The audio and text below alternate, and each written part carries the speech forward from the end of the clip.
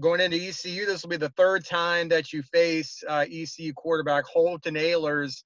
Just what kind of challenge does he present being a more experienced quarterback? Yeah, I think he's just continued to get better. I think you look at his development in year one in their system, the second half of last season.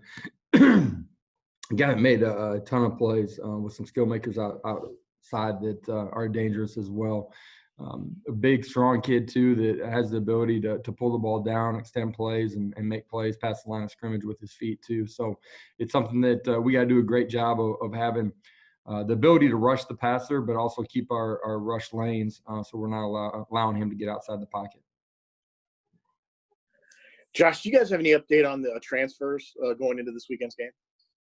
Do not yet.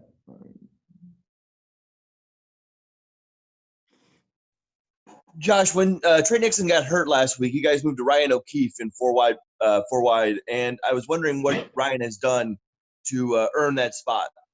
Yeah, I think late last year we tried to involve him more in what we were doing because of his practice habits and what we had seen from him, and that continued during the course of training camp here too. A young guy that's really started to figure out what we're doing inside of our system, how to handle the tempo that we're playing at, and be in the right place at the right time. Dylan's got great confidence in him, and obviously we put him in the ball game, didn't change what we did structurally, and try to hit him on a couple of deep passes as well. So great confidence in him, and he'll continue to play more football as we go through the season.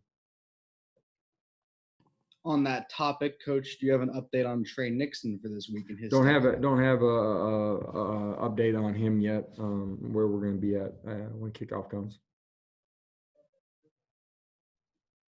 Morning, Coach. In regards, obviously to the Trey Nixon injury, how important is it for a senior like Marlon Williams to step up and have another big game this weekend? Is that more of a focusing on him, or is it the collective effort from your wide receiver and tight end core there?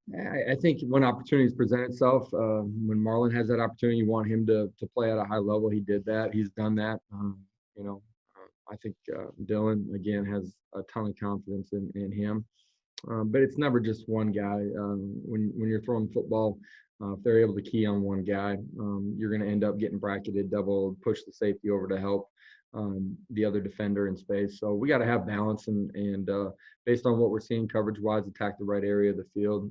We got a lot of guys that we feel have the opportunity to be explosive, make plays, and attack the football when it's in the air. Coach, I believe some of the new staff members were your eyes up top the other day, right, with Coach Golish and Coach Hosley. How did that go from a communication standpoint for a first game? Really seamless, got tested. Like I said, after the ball game, a completely different defense structure than what we had seen on film and probably anticipated. I thought both of those guys did a tremendous job of adjusting us, being clear in their communication to all the coaches down on the field.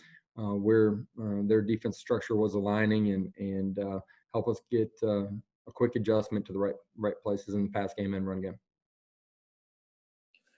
Josh, we got 4 more games get postponed this weekend because of the COVID situation.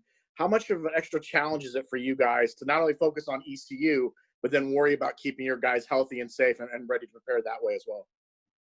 Yeah, there's so much outside noise with everything that's going on that it's really important that your kids, when they hear it, are still focused on the things that they can control. And our kids have done a really good job of that. And, for us this week, there's another test yet to clear on Friday. Our kids got to do a great job of keeping themselves safe when they're away from the building. Really proud of what they've done here since they've gotten back and doing that. But you can never let your guard down. Coach, one more on Ryan O'Keefe. Dylan Gabriel said earlier this week that Ryan is the fastest guy on the team. Do you agree with that statement? There's a lot of fast guys here inside of our building. I don't want to race here during the season, but maybe in the off season we'll sell some tickets and have some people come in and watch that one. There's a group of guys that can really roll.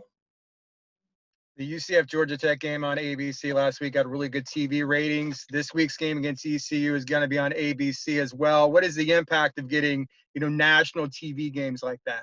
Huge for recruiting, right? Recruits across the country are able to see it, watch it, understand the national brand that we have. I think the opportunity again for us to be on national TV. I think we were top 10 in the country over the last 3 seasons as far as national TV appearances. It speaks to the brand, the exciting style of football that we play. It speaks to the passion that resides inside of our fan base, all things that recruits, when they get an opportunity to see and feel those things, understand. And we're a young program, but we're one of the most powerful. We spoke with Otis Anderson this week. He mentioned he wanted to work on becoming more vocal as a leader rather than just showing as a leader. Do you think he's done that this offseason and the first couple of weeks here?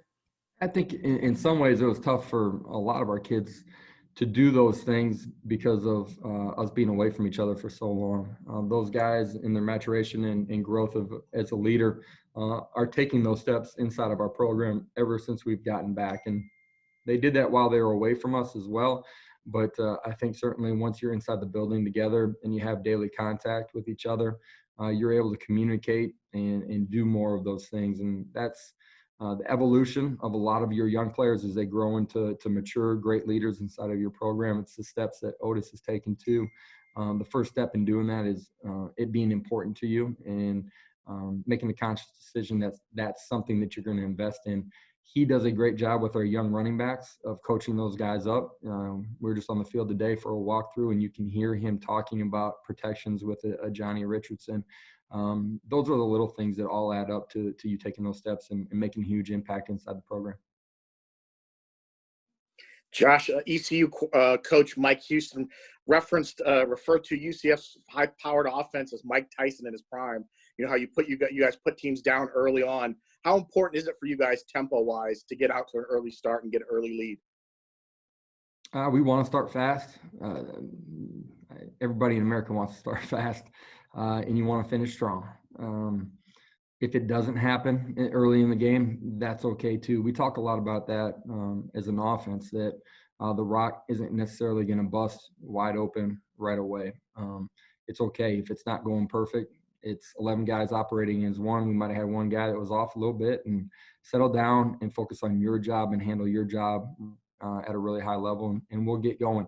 But we do want to start fast and play with tempo and try to push the pace of the game early in it.